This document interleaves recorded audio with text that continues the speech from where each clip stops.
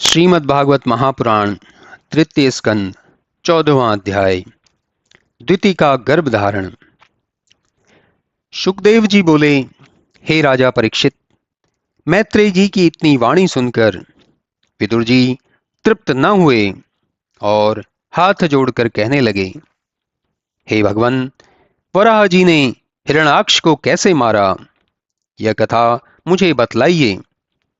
मैत्रेय जी बोले, हे साधो, एक बार मरीचि पुत्र कश्यप जी सूर्यास्त के समय विष्णु जी की पूजा करने के पश्चात यज्ञशाला में बैठे थे कि उसी समय उनकी स्त्री दक्ष कन्या दिति कामदेव से व्याकुल हो उनके पास जाकर बोली, धनुषधारी कामदेव मुझे सता रहा है, आप इसे परास्त कीजिए।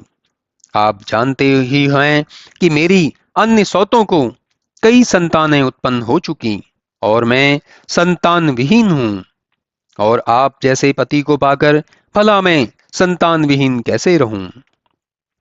कश्यप जी ने कहा, मैं तुम्हारी अभिलाषा पूर्ण अवश्य करूंगा, किंतु तुम थोड़ा धैर्य धारण करो। अभी संध्या का समय है, रात्रि आने दो। इस समय शंकर जी, जो तुम्हारे देवर लगते हैं, शमशान की धूलि लगाए हुए अपने भूत प्रेतादि गणों के साथ चारों ओर विचर रहे हैं। अतएव इस समय इस प्रकार का कर्म नहीं करना चाहिए। किंतु कश्यप जी के उपदेश का काम विहला दिति पर कुछ भी प्रभाव न पड़ा और उसने कश्यप जी का वस्त्र पकड़ लिया। अतएव कश्यप जी ने उसकी अभिलाषा पूर्ण करने के पश्चात स्नान कर गायत्री का जप किया।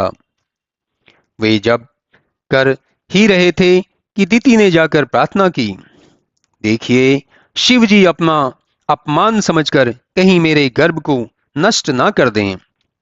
कश्यप जी ने अपना जप समाप्त कर दिति से कहा, हमारा तुम्हारा संबंध अनुचित समय पर हुआ है, इस कारण तुम्हारे 2 पुत्र अवश्य उत्पन्न होंगे जो अधर्मी होंगे। इनके अत्याचार से तीनों लोक कांप उठेंगे और इनके वध के लिए साक्षात विष्णु जी को अवतार लेना पड़ेगा। तुम चिंता न करो, जो कुछ होना था हो गया। अब मैं तुम्हें आशीर्वाद देता हूं कि तुम्हारे पौत्रों में एक बड़ा उत्तम विष्णु भक्त उत्पन्न होगा, जिसके अनुकरण से योगादिक अनुष्ठान वाले तथा ज्ञानी अपना चित्त शुद्ध करेंगे। उसका नाम प्रहलाद होगा।